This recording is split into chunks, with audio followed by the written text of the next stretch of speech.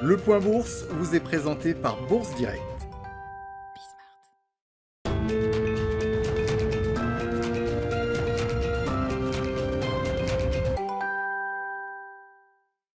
Clôture dans le vert ce soir pour le CAC 40. L'indice parisien gagne 0,37% à 5 924 points. Une tendance partagée par les indices américains dans le vert depuis l'ouverture grâce notamment au tassement des rendements obligataires. Alors que le Trésor américain s'apprête à émettre pour 120 milliards de dollars d'obligations d'État à 3, 10 et 30 ans. Le taux à 10 ans aux États-Unis est actuellement aux alentours des 1,55%, tandis que celui à 30 ans est lui aux alentours des 2,28%. Une accalmie qui bénéficie d'ailleurs aux valeurs technologiques aux États-Unis avec un Nasdaq qui regagne plus de 3% en séance, porté notamment par la progression de plus de 7% de Tesla. Lors de la séance d'hier, la hausse des rendements avait conduit les investisseurs à s'intéresser plutôt aux valeurs cycliques qui bénéficieraient d'une réouverture de l'économie. Mais le recul de ces rendements obligataires ramène les investisseurs vers les valeurs technologiques aujourd'hui. Aux États-Unis, toujours, la Chambre des représentants se penche à partir d'aujourd'hui sur les amendements proposés par le Sénat au projet de plan de relance de 1 900 milliards de dollars. Janet Yellen a d'ailleurs déclaré de son côté que ce plan permettrait d'alimenter une très forte reprise économique tout en rappelant qu'il existait des outils pour canaliser l'inflation en cas de besoin.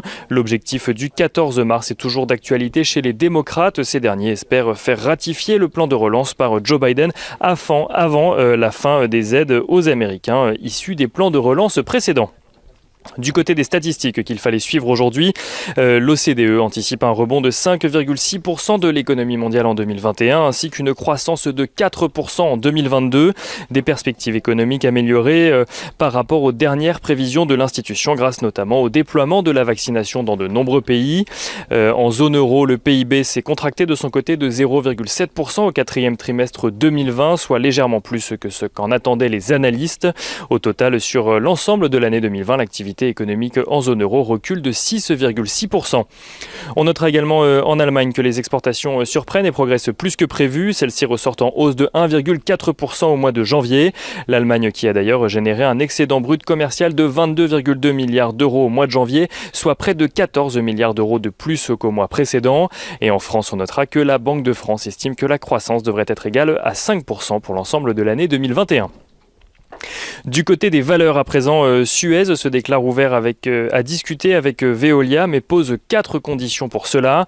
Tout d'abord, Suez souhaite que Veolia relève le prix de son offre qui, on le rappelle, est pour le moment à 18 € l'action. Suez souhaite également que les engagements sociaux pris par son concurrent Veolia durent au minimum 4 ans et concernent les salariés en France mais également les salariés à l'étranger. Et le président du conseil d'administration de Suez demande enfin de pouvoir exposer sa réaction au projet devant les administrateurs de Veolia.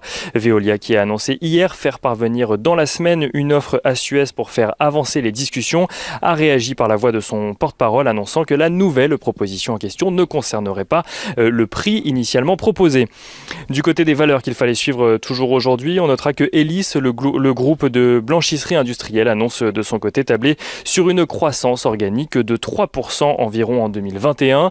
Et on finit avec l'agenda de la journée de demain. Demain, les investisseurs prendront connaissance de l'inflation aux États-Unis pour le mois de février, mais aussi de la production industrielle en France pour le mois de janvier cette fois-ci. Côté entreprise, Boiron, Olot Group, Maison du Monde ou encore Somfy publieront leurs résultats annuels. À l'international, Adidas, Inditex ou encore Oracle se prêteront également à l'exercice.